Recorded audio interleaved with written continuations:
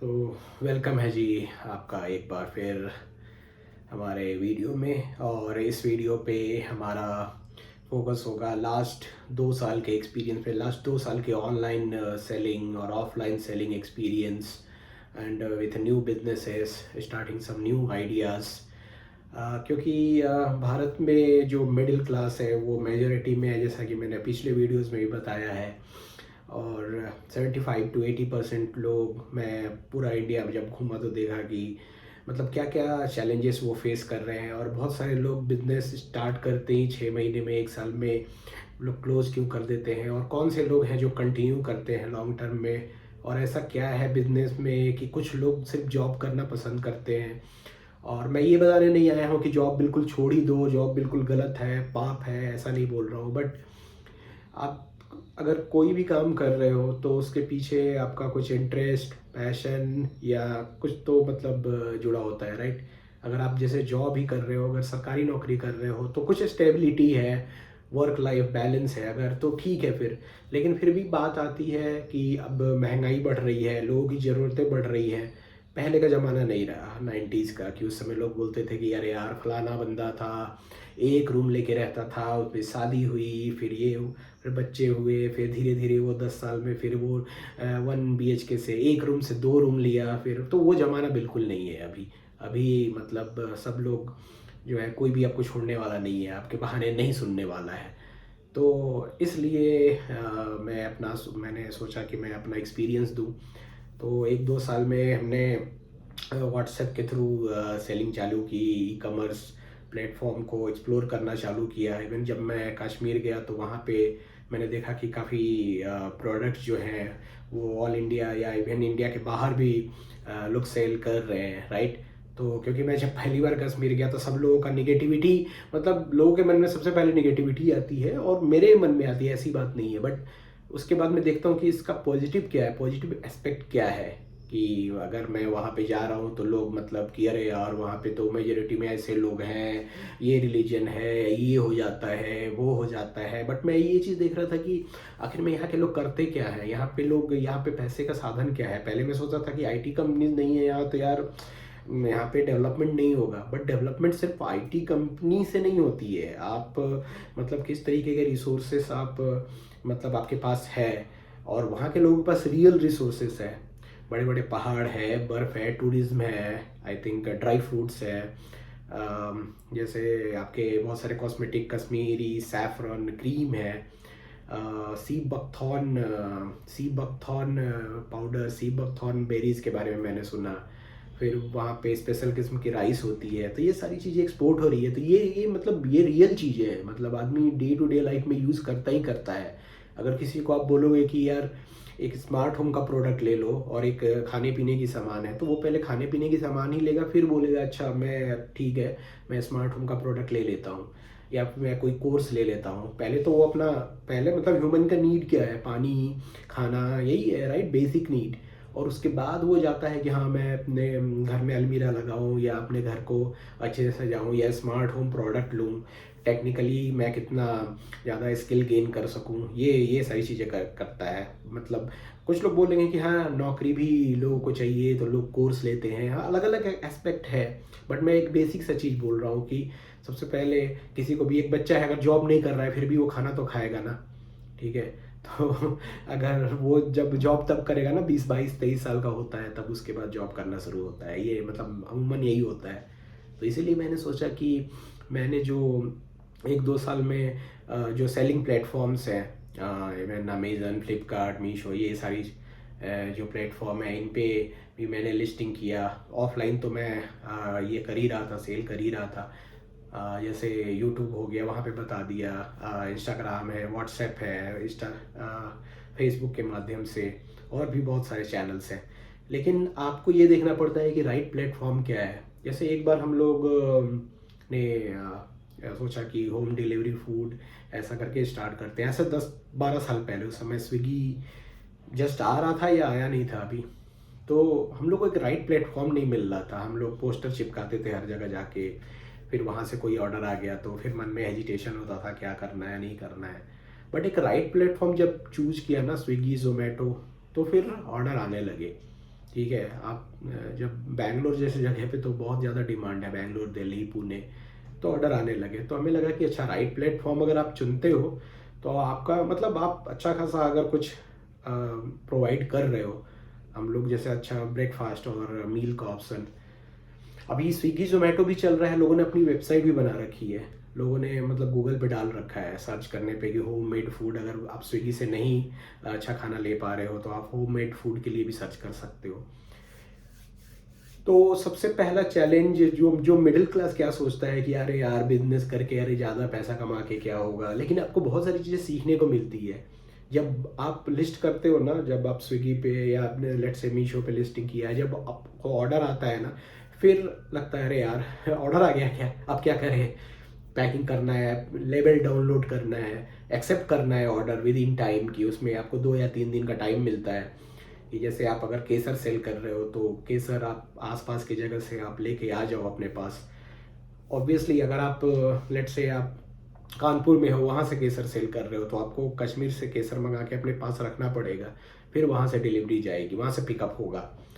तो आपको स्टॉक अब 2 दिन का टाइम मिलता है, तो उसमें तो आप ऐसा नहीं है कि आप ऑर्डर किए और दूसरे दिन पहुंच गया, तब तक तो आपका जो ऑर्डर है अगर आपने एक्सेप्ट नहीं किया तो वो कैंसिल हो जाता है। तो आपको प्रॉपर स्टॉक मंगा के रखना पड़ता है। और अगर अपनी वेबसाइट से आप अगर डिलीवर करवा रहे हो क्लाइंट को, फिर तो सही है कि ऑर्डर आया और आपने जो होल सेलर है जो कश्मीर में बैठा है या हिमाचल में बैठा है या दार्जिलिंग में बैठा है, अगर चाय पत्ती जैसी चीज़ है तो दार्जिलिंग में बैठा है, तो वहाँ पे आप सीधा बोल सकते हो अपने चैनल से, अपने व्हाट्सएप वगैरह से, इंस्टाग्राम से कि हाँ ये एड्रेस है और ये ऑर्डर आया है और मैं पेमेंट कर देता हूँ और ये एड्रेस पे पहुँचना चाहिए, तो वो भेज देंगे वहाँ डायरेक्ट, राइट।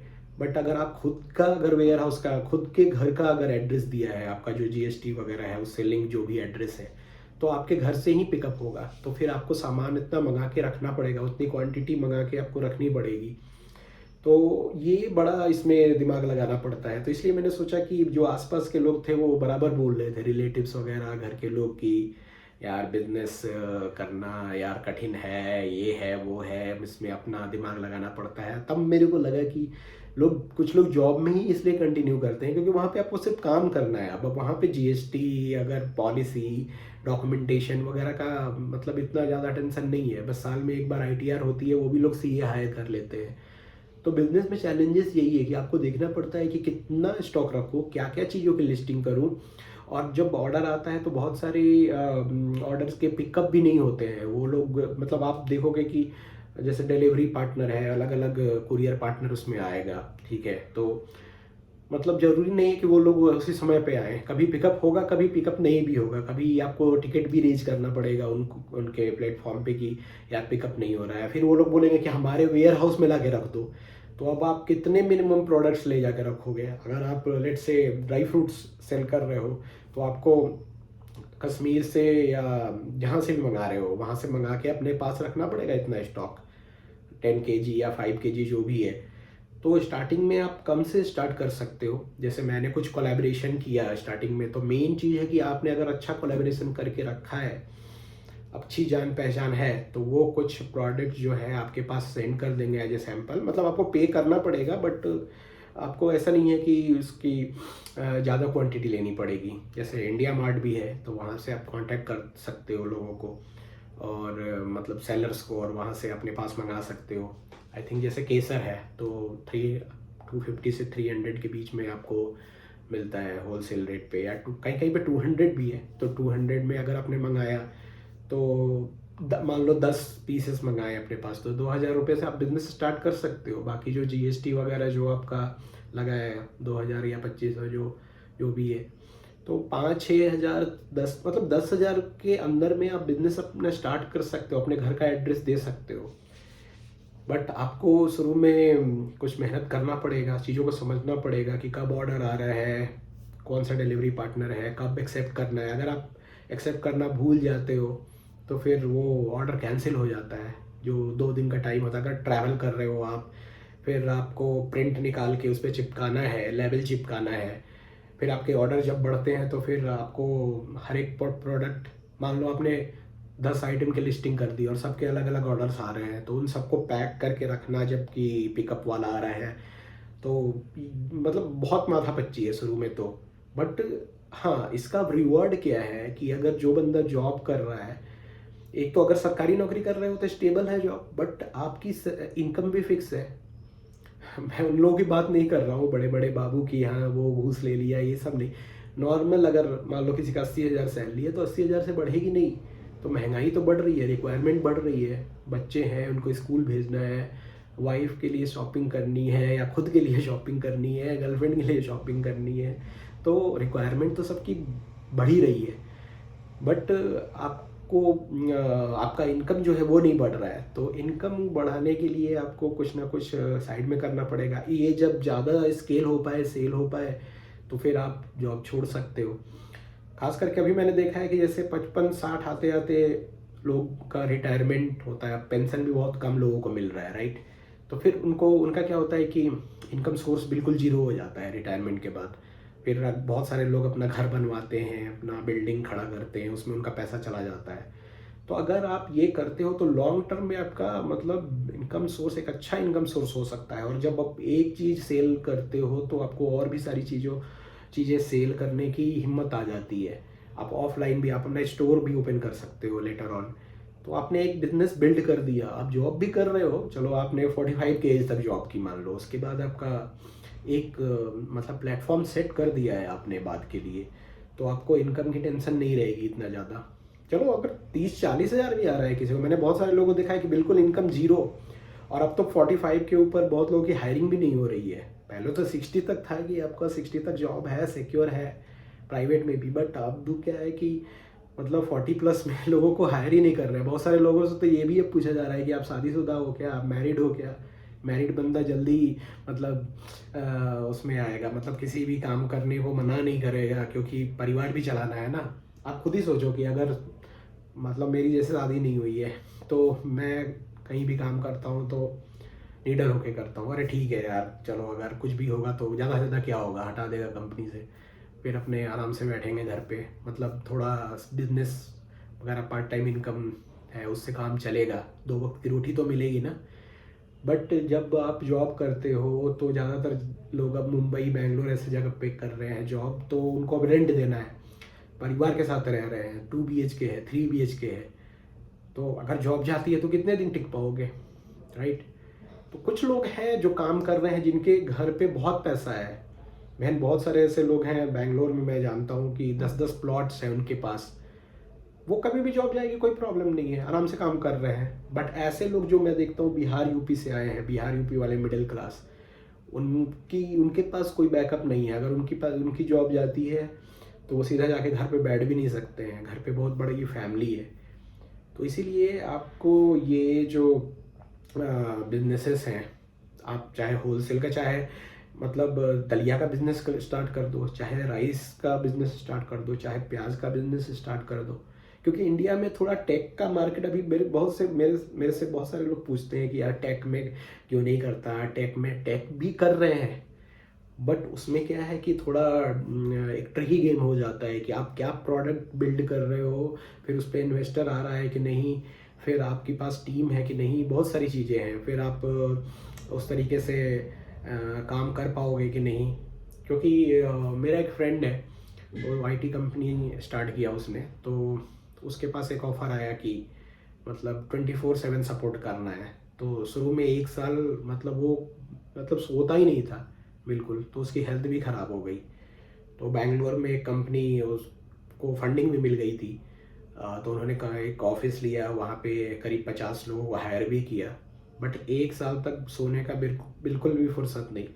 तो पैसे तो आ रहे थे, लेकिन बिल्कुल एकदम से टायर्ड रहता था हमेशा। तो वही है, बाद में बता रहा हूँ कि आप नेचुरली जितना मतलब देखो मेन एम क्या है, एक बार पैसा आप कमा लोगे ना, तो आपको टेक में कोई प्रोडक्ट बनाना है तो आप किसी से बनवा लोगे, किसी को पैसे दे के, किसी डेवलपर को पैसे दे के बनवा लोगे। आपको रॉकेट लॉन्च करना है, आपने प्याज बेच के पैसे कमाए हैं, कोई बात नहीं, तो आप वहाँ पे पैसे इन्वेस्ट कर दो। जरूरी नहीं है ना आप बैठ के कोडिंग करो, ये जरूरी नहीं है। अगर टेक में मेरा भी पैशन है टेक में, कि मैं कुछ स्मार्ट होम प्रोडक्ट बना दूँ, ये बना दूँ, वो बना दूँ, ये सॉल्यूशन दे दूँ।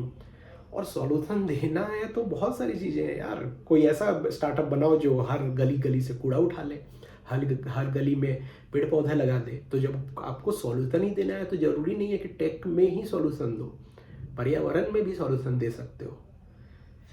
तो मेरा यही कहना है, आई कैन समराइज़ कि जो मिडिल क्लास है वो अगर थोड़ा सा पेशेंस रखे तो बिजनेस करके, और एक ज़रूरी नहीं है करोड़ों का इनकम, बट एक स्टेबल इनकम भी कमा सकता है और अच्छी सीख भी मिल सकती है आपको ये कैसे ये पूरा मतलब लॉजिस्टिक वगैरह काम करता है, कौन से प्रोडक्ट लोग यूज़ कर रहे हैं, क्या ये वेलनेस प्रोडक्ट है या वेट लॉस प्रोडक्ट है, ये सारी चीज़ें समझने का मतलब मौका मिलता है। और मतलब मिडिल क्लास फैमिली में क्या होता है कि ज़्यादातर चीज़ें इमोशन से वो देखी जाती है कि अरे अब जॉब कर रहा है तो अब बस शादी कर ले, थोड़ा रुको मतलब लड़कों के लिए बोलूँगा मैं खास करके कि आपका, अरे यार आप 45 के भी हो जाओगे तो आपकी शादी हो जाएगी, ऐसा नहीं है।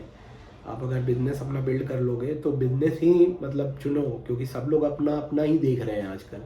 आपको पता नहीं है कि आप जिस लड़की से शादी कर रहे हो तो वो भी अपना वो सोच रही होगी कि मेरी शादी हो जाए, मेरे दोस्त ने बोला है, मेरे परिवार वाले बोल रहे हैं कि जल्दी कर ले, कोई ऐसा लड़का मिले जो ज़्यादा पैसा वैसा ना ले, डॉरी ना ले, ये वो, तो वो अपना ही देख रही है वो भी। मैं ये नहीं बोल रहा हूँ अगेन कि डॉरी लेना सही है, बट मतलब ऐसा होता है, मैंने देखा है कि जो लड़कियां हैं वो बोलती हैं कि अरे यार कोई मिल जाता है ऐसा तो मैं शादी कर लेती, तो उसमें लड़के इमोशनल सोचने लगते हैं। तो एक बार आप शादी कर लोगे तो फिर आपको प्रोवाइड करना पड़ेगा सारी चीज़ें, और ख़ास करके लड़कों को। और ये ऐसा नहीं होता है कि लड़की अगर कमा रही है बहुत पैसा तो आप फिर रात में मज़ा करोगे और काम चलेगा, नहीं, आपके ऊपर रिस्पॉन्सिबिलिटी, लोग आपको ही पकड़ेंगे, लोग आपसे ही पूछेंगे कि अरे यार मतलब मेरे को ये करना है, मेरे आप क्यों नहीं कर पा रहे हो, आपसे ही पूछेंगे लोग। तो इसीलिए आप ये सब चीज़ों को समझो और एक बिज़नेस बिल्ड करने का ट्राई करो। और भी वीडियो मैं बनाऊंगा कि क्या क्या चैलेंजेस आते हैं बिज़नेस में। तो यही है कि लाइक जो ट्रेंड है वो कि जो मिडिल क्लास है उसमें बस लोगों की संख्या बढ़ती जाती है, डिपेंडेंस बढ़ते जाते हैं।